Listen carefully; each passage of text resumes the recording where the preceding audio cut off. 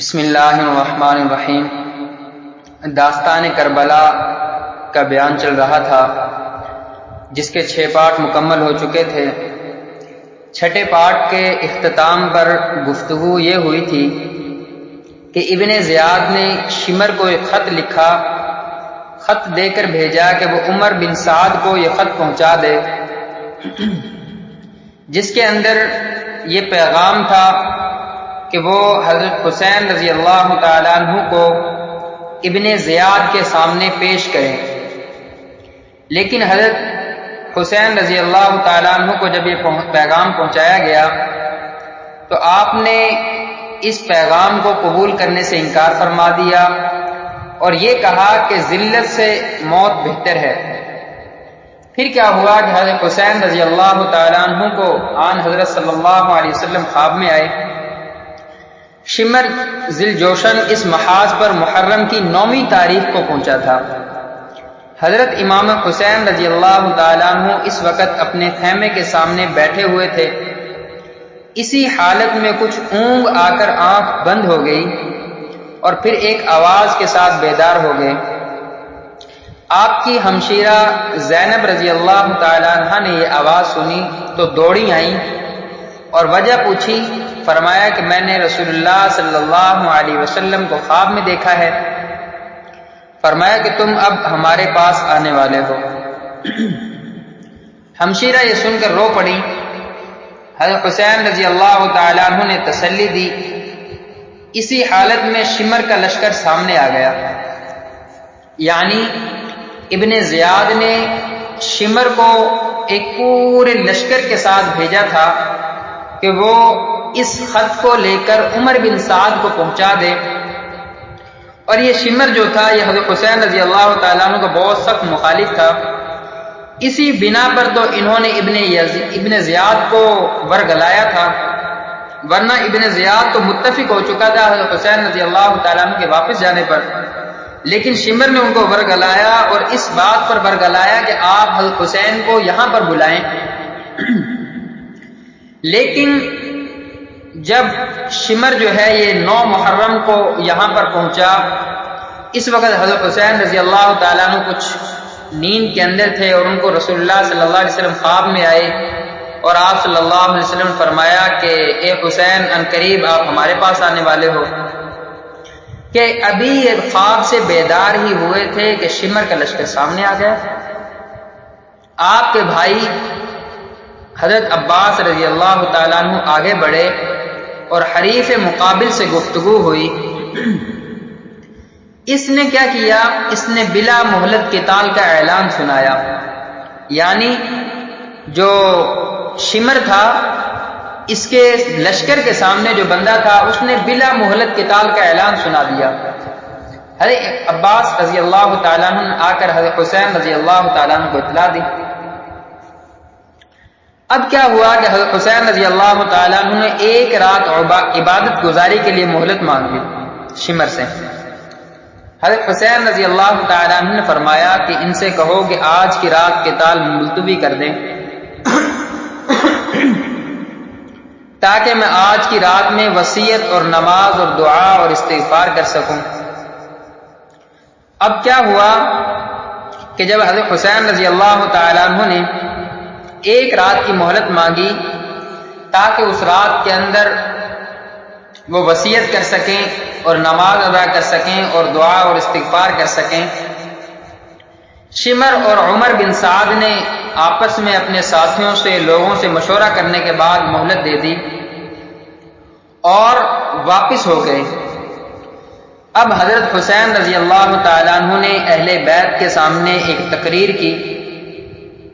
حضرت حسین رضی اللہ تعالیٰ عنہ نے اپنے اہل بیت اور اصحاب کو جمع کر کے ایک خطبہ دیا جس میں فرمایا، میں اللہ تعالیٰ کا شکر ادا کرتا ہوں راحت میں بھی اور مصیبت میں بھی، تنگی میں بھی اور آسانی میں بھی۔ یا اللہ میں آپ کا شکر ادا کرتا ہوں کہ آپ نے ہمیں شرافت نبوت سے نوازا اور ہمیں کان اور آنکھ اور دل دیے جن سے ہم آپ کی آیات سمجھیں، اور ہمیں آپ نے قرآن سکھایا اور دین کی سمجھ عطا فرمائی۔ ہمیں آپ اپنے شکر گزار بندوں میں داخل فرما لیجیے۔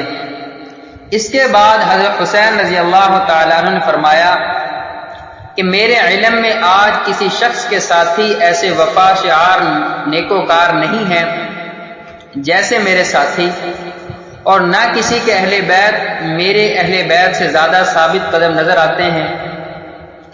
آپ لوگوں کو اللہ تعالیٰ میری طرف سے جزائے خیر عطا فرمائے۔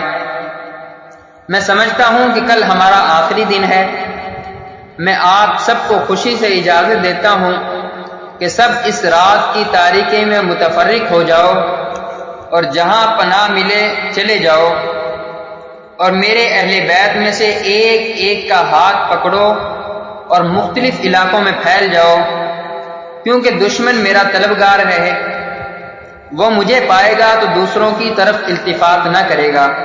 حضرت حسین رضی اللہ تعالیٰ عنہ کی یہ تقریر سن کر آپ کے بھائی اور اولاد اور بھائیوں کی اولاد اور عبداللہ بن جعفر کے صاحبزادے یک زبان ہو کر بولے کہ واللہ ہم ہرگز ایسا نہ کریں گے، ہمیں اللہ تعالیٰ آپ کے بعد باقی نہ رکھے۔ پھر بنو عقیل کو خطاب کر کے فرمایا کہ تمہارے ایک بزرگ مسلم بن عقیل شہید ہو چکے ہیں، وہی کافی ہیں، تم سب واپس ہو جاؤ، میں تمہیں خوشی سے اجازت دیتا ہوں۔ انہوں نے کہا کہ ہم لوگوں کو کیا منہ دکھائیں گے کہ اپنے بزرگوں اور بڑوں کو موت کے سامنے چھوڑ کر اپنی جان بچا لائے، بلکہ واللہ ہم آپ پر اپنی جانیں اور اپنی اولاد اور اپنے اموال قربان کر دیں گے۔ مسلم بن اوسج نے اسی طرح کی ایک جوشیلی تقریر کی کہ جب تک میرے دم میں دم ہے میں آپ کے سامنے قتال کرتا ہوا جان دے دوں گا۔ آپ کی ہمشیرہ حضرت زینب رضی اللہ تعالیٰ عنہ بے قرار ہو کر رونے لگیں تو آپ نے تسلی دے دی اور یہ وصیت فرمائی۔ حضرت حسین رضی اللہ تعالیٰ عنہ نے اپنی ہمشیرہ اور اپنے اہل بیت کو ایک وصیت کی، میری بہن میں تمہیں اللہ تعالیٰ کی قسم دیتا ہوں کہ میری شہادت پر تم کپڑے پھاڑنا یا سینہ کوبی وغیرہ ہرگز نہ کرنا، آواز سے رونے چلانے سے بچنا۔ یہ وصیت فرما کر باہر آ گئے اور اپنے اصحاب کو جمع کر کے تمام شب تمام رات تہجد اور دعا و استغفار میں مشغول رہے۔ یہ عاشورہ کی رات تھی۔ صبح کو یوم عاشورہ بروز جمعہ اور ایک روایت کے موافق روز شنبہ تھا۔ صبح کی نماز سے فارغ ہوتے ہی عمر بن سعد لشکر لے کر سامنے آ گیا۔ حضرت حسین رضی اللہ تعالیٰ عنہ کے ساتھ اس وقت کل 72 اصحاب تھے، 32 سوار اور 40 پیادہ۔ آپ نے بھی مقابلے کے لیے اپنے اصحاب کی صف بندی فرمائی۔ اب حر بن یزید حضرت حسین رضی اللہ تعالیٰ عنہ کے ساتھ تھے۔ عمر بن سعد نے اپنے لشکر کو 4 حصوں پر تقسیم کر کے ہر ایک حصے کا ایک امیر بنایا تھا۔ ان میں سے ایک حصے کا امیر حر بن یزید تھا، جو سب سے پہلے 1000 کا لشکر لے کر مقابلے کے لیے بھیجا گیا تھا، اور حضرت حسین رضی اللہ تعالیٰ عنہ کے ساتھ ساتھ چل رہا تھا۔ اس کے دل میں اہل بیت کی محبت کا جذبہ بیدار ہو چکا تھا۔ اس وقت اپنی سابقہ کارروائی پر نادم ہو کر حضرت حسین رضی اللہ تعالیٰ عنہ کے قریب ہوتے ہوتے یک بارگی گھوڑا دوڑا کر حضرت حسین رضی اللہ تعالیٰ عنہ کے لشکر میں آ ملے اور عرض کیا کہ میری ابتدائی غفلت اور آپ کو واپسی کے لیے راستہ نہ دینے کا نتیجہ اس صورت میں ظاہر ہوا جو ہم دیکھ رہے ہیں۔ واللہ مجھے یہ اندازہ نہ تھا کہ یہ لوگ آپ کے خلاف اس حد تک پہنچ جائیں گے اور آپ کی کوئی بات نہ مانیں گے۔ اگر میں یہ جانتا تو ہرگز آپ کو نہ روکتا۔ میں اب تائب ہو کر آیا ہوں، اس لیے اب میری سزا اور توبہ یہی ہے کہ میں بھی آپ کے ساتھ قتال کرتا ہوا جان دے دوں، اور ایسا ہی ہوا۔ یعنی حر بن یزید جو تھا یہ شروع کے اندر 1000 کا لشکر لے کر آیا تھا، اور پھر حضرت حسین رضی اللہ تعالیٰ عنہ کے ساتھ ان کی گفتگو ہوتی رہی، اور پھر حضرت حسین رضی اللہ تعالیٰ عنہ نے ان کو سارا واقعہ بھی سنایا۔ تو حر بن یزید جو تھا، ان کے دل کے اندر اہل بیت اور حضرت حسین رضی اللہ تعالیٰ عنہ کی محبت بھی تھی، اور یہ بڑے دل کے ساتھ ان کا عزت اور احترام بھی کیا کرتے تھے۔ لیکن حر بن یزید جو تھا یہ ایک امیر تھا ایک حصے کا، اور یہ حضرت حسین رضی اللہ تعالیٰ عنہ سے معافی مانگنا چاہتا تھا، لیکن شمر بھی تھا اس وقت اور عمر بن سعد بھی تھا وہاں پر۔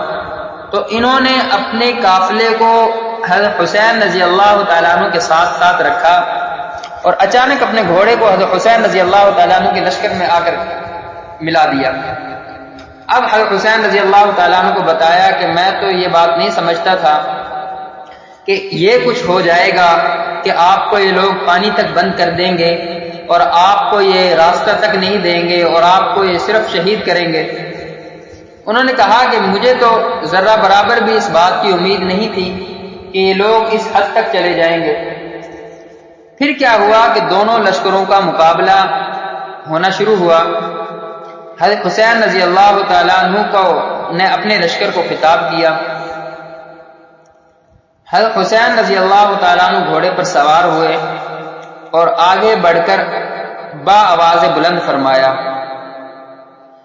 لوگوں میری بات سنو، جلدی نہ کرو تاکہ میں حق نصیحت ادا کر دوں جو میرے ذمے ہیں، اور تاکہ میں تمہیں اپنے یہاں آنے کی وجہ بتلا دوں۔ پھر اگر تم میرا عذر قبول کرو اور میری بات کو سچا جانو اور میرے ساتھ انصاف کرو تو میں تمہارے فلاح و سعادت ہے، اور پھر تمہارے لیے میرے قتال کا کوئی راستہ نہیں، اور اگر تم میرا عذر قبول نہ کرو تو تم سب مل کر مقرر کرو اپنا کام اور جمع کر لو اپنے شریکوں کو، پھر نہ رہے تم کو اپنے کام میں شبہ، پھر کر گزرو میرے ساتھ اور مجھ کو مہلت نہ دو۔ یہ وہ الفاظ ہیں جو حضرت نوح علیہ السلام نے اپنی قوم کو کہے تھے، یعنی اپنی قوم کو ایک خطاب کیا کہ جلدی نہ کرو اور میری نصیحت کو سنو اور اس پر عمل کرو تاکہ میں تمہیں یہاں آنے کی وجہ بھی بتلا دوں۔ نوح علیہ السلام نے بھی اپنی قوم کو یہی کہا تھا کہ میری قوم میری بات سنو، میرے مقصد سنو کہ میں کیا چاہتا ہوں۔ میں اللہ تبارک و تعالیٰ کے متعلق آپ حضرات سے کچھ گفتگو کرنا چاہتا ہوں۔ اسی طرح حضرت حسین رضی اللہ تعالیٰ عنہ نے بھی پورے قافلے پورے لوگوں کو مجتمع کر کے اور پھر وہاں پر ان کو ایک خطاب کیا کہ میرے آنے کا مقصد کیا تھا اور میں کس مقصد کے تحت آیا ہوں۔ حتیٰ کہ حضرت حسین رضی اللہ تعالیٰ عنہ نے جب خطاب کیا اس وقت حضرت حسین رضی اللہ تعالیٰ عنہ نے یہ بات ضرور کہی کہ اگر تم لوگ اپنے دیے ہوئے خطوط سے بدل چکے ہو اور اپنے وفود کو بھیجے ہوئے جو وفد تھے ان سے بدل چکے ہو تو پھر میں واپس چلا جاتا ہوں مکہ کے لیے، یا میں مدینہ کے لیے روانہ ہو جاتا ہوں۔ لیکن حسین رضی اللہ تعالیٰ عنہ نے جو وہ ابن زیاد کے سامنے وہ جو انہوں نے وہاں پر بھیجا تھا، تو عمر بن سعد ان کے سامنے اتنے زیادہ خطوط جو تھے وہ انڈیل دیے، کم از کم 2000 کے قریب خطوط تھے جو حضرت حسین رضی اللہ تعالیٰ عنہ کے اس بارے میں لکھے گئے کہ آپ کوفہ تشریف لے آئیں، لوگ آپ کی محبت میں سرشار ہیں۔ اور حسین رضی اللہ تعالیٰ عنہ خطوط کی بنا پر اس جو وفود وہاں پر بھیجے گئے تھے حضرت حسین رضی اللہ تعالیٰ عنہ کے پاس وہاں پر آئے تھے، اس بنا پر حضرت حسین رضی اللہ تعالیٰ عنہ کوفہ آئے تھے۔ لیکن حضرت حسین رضی اللہ تعالیٰ عنہ نے ایک مرتبہ نہیں بہت مرتبہ کہا کہ اگر تم لوگ بدل چکے ہو تو میں واپس چلا جاتا ہوں۔ لیکن ابن زیاد جو تھا، ابن زیاد نے کہا کہ اس وقت نہیں، صرف ایک ہی صورت ہے، وہ یہ کہ آپ یزید کی بیعت کو قبول کر لیں، یزید کے ہاتھ پر بیعت کر لیں، اور اس کے بعد جو بھی فیصلہ ہوگا وہ ہم آپ حضرات کے سامنے بیان کریں گے۔ فرمایا کہ پھر کیا ہوا، بہنوں کی گریہ زاری اور حسین رضی اللہ تعالیٰ عنہ کا اس سے روکنا۔ حضرت حسین رضی اللہ تعالیٰ عنہ کے یہ کلمات بہنوں اور عورتوں کے کان میں پڑے تو ضبط نہ کر سکیں، رونے کی آوازیں بلند ہو گئیں۔ حضرت حسین رضی اللہ تعالیٰ عنہ نے اپنے بھائی عباس رضی اللہ تعالیٰ عنہ کو بھیجا کہ ان کو نصیحت کر کے خاموش کر دیں، اور اس وقت فرمایا کہ اللہ تعالیٰ ابن عباس پر رحم فرمائے، انہوں نے صحیح کہا تھا کہ عورتوں کو ساتھ نہ لے جاؤ۔ یعنی حضرت عباس رضی اللہ تعالیٰ عنہ نے حضرت حسین رضی اللہ تعالیٰ عنہ کو جب نصیحتیں کی تھی، پہلی نصیحت تو یہی کی تھی کہ آپ بھی کوفہ نہ جائیں، وہاں کے لوگ دھوکہ دہی کریں گے اور وہاں کے لوگ آپ کے سامنے تلواریں لے کر کھڑے ہو جائیں گے، اور اگر بالفرض آپ جانا بھی چاہتے ہیں تو پھر یہ والی صورت اختیار کریں کہ آپ بچوں کو اور عورتوں کو اپنے ساتھ نہ لے کر جائیں، کیونکہ وہ لوگ بچوں کو بھی اور عورتوں کو بھی قتل کر دیں گے۔ اب کیا ہوا کہ حضرت حسین رضی اللہ تعالیٰ عنہ کا درد انگیز خطبہ دیا حضرت حسین رضی اللہ تعالیٰ عنہ نے۔ اب کیا ہوا، حضرت حسین رضی اللہ تعالیٰ عنہ جب دشمن کی فوج کو مخاطب کر کے متوجہ کر چکے اور عورتوں کو خاموش کر دیا، تو ایک درد انگیز نصیحت آمیز بلیغ و بے نظیر خطبہ دیا۔ حمد و صلات کے بعد، درود و سلام کے بعد فرمایا، اے لوگو تم میرا نسب دیکھو میں کون ہوں، یعنی لوگوں کے دلوں کو جھنجھوڑا کہ لوگو تم میرا نسب دیکھو میں کون ہوں، کس خاندان سے ہوں، کس قبیلے سے ہوں، پھر اپنے دلوں میں غور کرو، کیا تمہارے لیے جائز ہے کہ تم مجھے قتل کرو اور میری عزت پر ہاتھ ڈالو؟ کیا میں تمہارے نبی صلی اللہ علیہ وسلم کی صاحبزادی کا بیٹا نہیں ہوں؟ کیا میں حضرت فاطمہ الزہرا رضی اللہ تعالی عنہا کا بیٹا نہیں ہوں؟ کیا میں اس باپ کا بیٹا نہیں ہوں جو رسول اللہ صلی اللہ علیہ وسلم کا چاچا زاد بھائی اور وسیع اولی المؤمنین میں تھا؟ حضرت حسین رضی اللہ تعالیٰ عنہ کے خطبے کے الفاظ ابن اسیر نے نقل کیے ہیں، اور فرمایا کہ اس کے بعد کیا سید الشہداء حضرت حمزہ میرے باپ کے چاچا نہیں تھے؟ یعنی حضرت حسین رضی اللہ تعالیٰ عنہ خطبے کے درمیان ان حضرات کے دلوں کو جھنجھوڑا کہ تم کیا کر رہے ہو؟ کیا جعفر طیار میرے چاچا نہیں تھے؟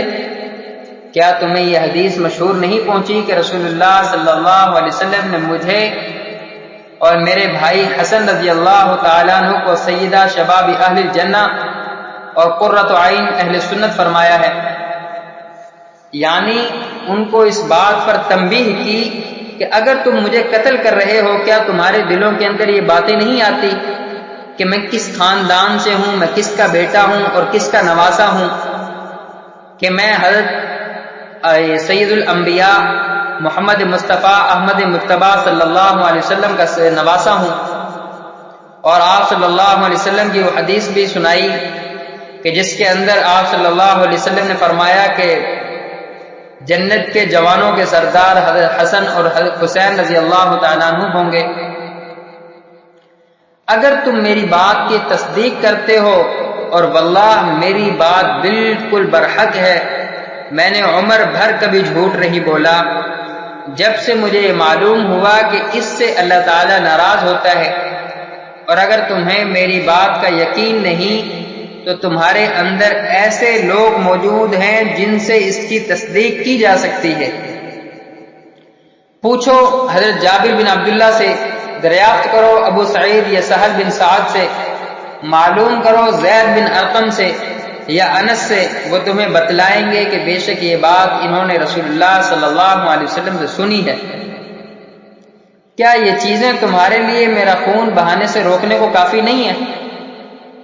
یعنی حضرت حسین رضی اللہ تعالیٰ عنہ نے ان کو بتایا کہ اتنی چیزیں میں نے آپ حضرات کے سامنے اتنے واسطے رکھے ہیں کہ کہیں پر میں نے اپنی والدہ حضرت فاطمہ الزہرا رضی اللہ تعالیٰ عنہ کا واسطہ دیا ہے کہ میں ان کا بیٹا ہوں، کہیں میں نے اپنے باپ حضرت علی رضی اللہ تعالیٰ عنہ جو رسول اللہ صلی اللہ علیہ وسلم کے داماد بھی ہیں ان کا بھی تمہیں واسطہ دیا، پھر میں نے اپنے چاچا حمزہ رضی اللہ تعالیٰ عنہ کا بھی آپ کے حضرات کے سامنے واسطہ رکھا، اور پھر یہ بھی رکھا کہ حضرت صلی اللہ علیہ وسلم نے میرے بارے میں کیا فرمایا ہے کہ حضرت حسن اور حسین رضی اللہ تعالیٰ عنہ یہ جنت کے جوانوں کے سردار ہوں گے۔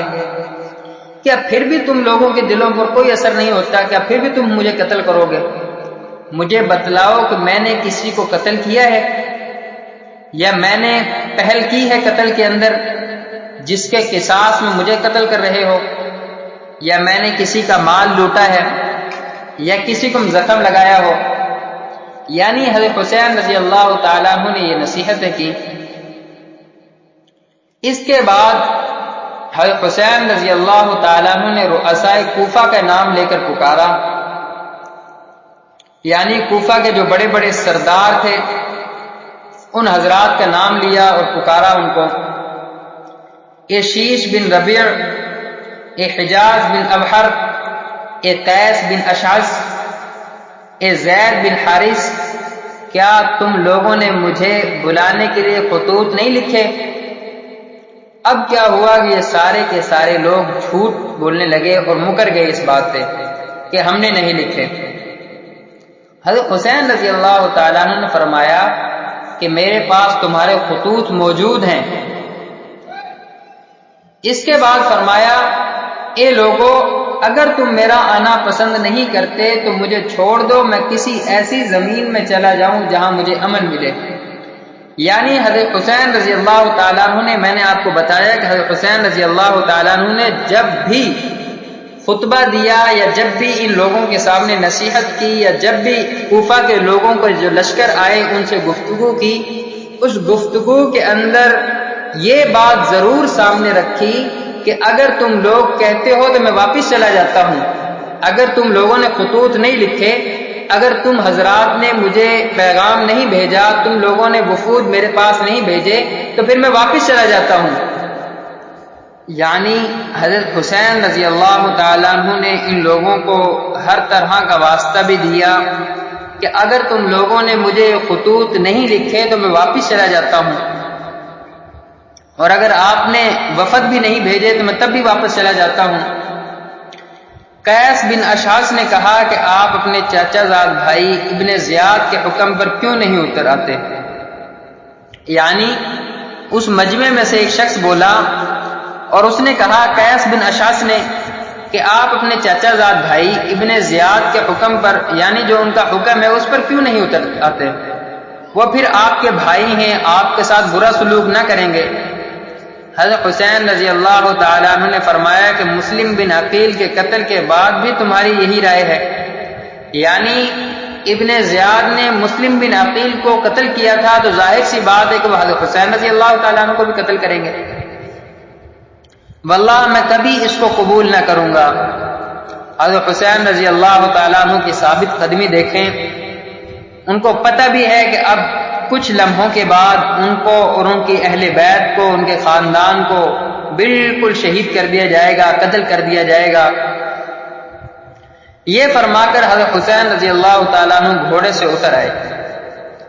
اس کے بعد زہیر بن قین رضی اللہ تعالیٰ عنہ کھڑے ہوئے اور ان لوگوں کو نصیحت کی کہ آل رسول کے خون سے باز آ جائیں، اور بتلایا کہ اگر تم اپنی اس حرکت سے باز نہ آئے اور ابن زیاد کا ساتھ دیا تم لوگوں نے، یزید بن معاویہ کا ساتھ دیا تم لوگوں نے، تو خوب سمجھ لو کہ تم کو بھی ابن زیاد سے کوئی فلاح نہ پہنچے گی، وہ تم کو بھی قتل و غارت کرے گا۔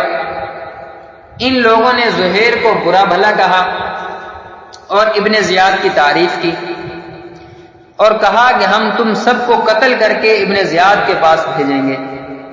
یعنی یہ جو عمر بن سعد کا لشکر تھا اور شمر کا جو لشکر تھا، تو انہوں نے حضرت حسین رضی اللہ تعالیٰ عنہ کے اس خطبے کو سنا، لیکن ان کے دلوں پر کوئی اثر نہ ہوا، حتیٰ کہ حضرت حسین رضی اللہ تعالیٰ عنہ نے کوفہ کے رؤساء کا نام لے لے کر ان کو پکارا اور ان کو کہا کہ تم لوگوں نے ہمیں خطوط نہیں بھیجے، کیا تم لوگوں کا وفد میرے پاس نہیں آیا؟ وہ لوگ مکر گئے، انہوں نے کہا ہم نے تو بالکل نہیں بھیجا۔ پھر اس کے بعد زہیر رضی اللہ تعالیٰ عنہ نے ان لوگوں کو نصیحت کی اور ان کو خوب سمجھایا، اور یہاں تک بھی کہا کہ اگر تم لوگ ہمارے ساتھ قتال کرو گے تو ابن زیاد چھوڑے گا تمہیں بھی نہیں، وہ تمہیں بھی قتل کر دے گا۔ لیکن ان لوگوں کی نظروں کے سامنے ایک چادر تھی، پٹی پڑی ہوئی تھی، ابن زیاد کی تعریفیں شروع کر دی ان لوگوں نے، اور کہا گیا ہے حضرت حسین رضی اللہ تعالیٰ عنہ سے کہ ہم آپ کے پورے قافلے کو، پورے قبیلے کو قتل کر کے ابن زیاد کے سامنے پیش کریں گے۔ زہیر نے پھر کہا کہ ظالموں، اب بھی ہوش میں آؤ، فاطمہ رضی اللہ تعالیٰ عنہ کا بیٹا سمیہ کے بیٹے ابن زیاد سے زیادہ محبت و اکرام کا مستحق ہے۔ اگر تم ان کی امداد نہیں کرتے تو ان کو اور ان کے چاچا زاد بھائی یزید کو چھوڑ دو کہ وہ آپس میں نبٹ لیں، بخدا یزید بن معاویہ تم سے اس پر ناراض نہ ہوگا۔ یعنی زہیر نے ان کو یہ نصیحت کی کہ ظالموں، تم اس طرح کرو کہ تم پورے ہمارے قافلے کو لے کر ابن زیاد کی بجائے یزید بن معاویہ کے سامنے پیش کرو، پھر اس کے بعد یزید بن معاویہ اور حضرت حسین رضی اللہ تعالیٰ عنہ آپس کے اندر جو بھی ان کی گفتگو ہوگی وہ آپس میں گفتگو کر لیں گے اور فساد سے بچ جائیں گے، لڑائی جھگڑے سے بچ جائیں گے، قتل و غارت سے بچ جائیں گے، اور آپس میں ایک دوسرے کے خون سے قتل کرنے سے بچ جائیں گے، اور اہل بیت کے قاتل تم نہیں بنو گے۔ اور ان کو اس بات کا پتہ تھا زہیر کو کہ حضرت امیر معاویہ رضی اللہ تعالیٰ عنہ نے اپنے بیٹے یزید کو اس بات کی وصیت کی ہے مرتے ہوئے کہ آپ کبھی بھی اگر آپ کا مقابلہ اہل بیت کے ساتھ آ جائے تو کبھی بھی ان کو قتل نہ کرنا، ان کو شکست ہو بھی جائے تب بھی ان کے ساتھ اچھائی کا معاملہ کرنا، حسن سلوک کا معاملہ کرنا۔ جب یہ گفتگو طویل ہونے لگی تو شمر نے پہلا تیر ان پر چلا دیا، یعنی اس کربلا کے اندر جو میدان کے اندر لڑائی کی ابتدا کی وہ شمر نے کی، یعنی سب سے پہلا تیر ان پر جو چلایا وہ شمر نے چلایا۔ اس کے بعد حر بن یزید جو اب تائب ہو کر حضرت حسین رضی اللہ تعالیٰ عنہ کے لشکر میں شامل ہو گئے تھے، یہ بھی ابن زیاد کی طرف سے پہلے 1000 کے لشکر کے ساتھ حضرت حسین رضی اللہ تعالیٰ عنہ کے مقابلے میں آئے تھے۔ انہوں نے جب تیر انہوں نے چلایا شمر نے، تو یہ حر بن یزید جو ہیں یہ آگے بڑھے اور لوگوں کو خطاب کیا، اے اہل کوفہ، تم ہلاک اور برباد ہو جاؤ، کیا تم نے ان کو اس لیے بلایا تھا کہ وہ آ جائے تو تم ان کو قتل کرو؟ تم نے کہا تھا کہ ہم اپنی جان اور مال آپ پر قربان کریں گے، اور اب تم ہی ان کے قتل کے در پہ ہو۔ ان کو اس کی بھی اجازت نہیں دیتے کہ خدا کی طویل اور عریض زمین میں کہیں چلے جائیں جہاں ان کو اور اہل بیت کو امن ملے۔ ان کو تم نے قیدیوں کی مثل بنا لیا ہے اور دریائے فرات کا جاری پانی ان پر بند کر دیا ہے، جس کو یہودی، نصرانی، مجوسی سب پیتے ہیں اور جس میں اس علاقے کے خنزیر لوٹتے ہیں۔ حضرت حسین رضی اللہ تعالیٰ عنہ اور ان کے اہل بیت پیاس سے بے ہوش ہو رہے ہیں۔ تم نے محمد صلی اللہ علیہ وسلم کے بعد ان سے ان کی اولاد کے بارے میں نہایت شرمناک سلوک کیا۔ اللہ تبارک و تعالیٰ قیامت کے روز تم کو پیاسا رکھے گا اگر توبہ نہ کرو تم اور اپنی حرکت سے باز نہ آئے۔ اب حر بن یزید پر بھی تیر پھینکے گئے، وہ واپس آ گئے اور حضرت حسین رضی اللہ تعالیٰ عنہ کے آگے کھڑے ہو گئے، یعنی حضرت حسین رضی اللہ تعالیٰ عنہ کے لیے ڈھال بن گئے۔ اس کے بعد تیر اندازی کا سلسلہ شروع ہو گیا، پھر گھمسان کی جنگ ہوئی، فریق مخالف کے بھی کافی آدمی مارے گئے۔ حضرت حسین رضی اللہ تعالیٰ عنہ کے رفقا بھی بعض شہید ہوئے، اور بن یزید نے حضرت حسین رضی اللہ تعالیٰ عنہ کے ساتھ ہو کر شدید قتال کیا، پھر بہت سے دشمنوں کو قتل کیا۔ مسلم بن اوسج رضی اللہ تعالیٰ عنہ زخمی ہو کر گر گئے۔ حبیب بن مطہر رضی اللہ تعالیٰ عنہ ان کے پاس آئے اور کہا کہ جنت کی خوشخبری تمہارے لیے ہے، اگر میں یہ جانتا کہ میں بھی تمہارے پیچھے شہید ہونے والا ہوں تو میں تم سے تمہاری وصیت دریافت کرتا۔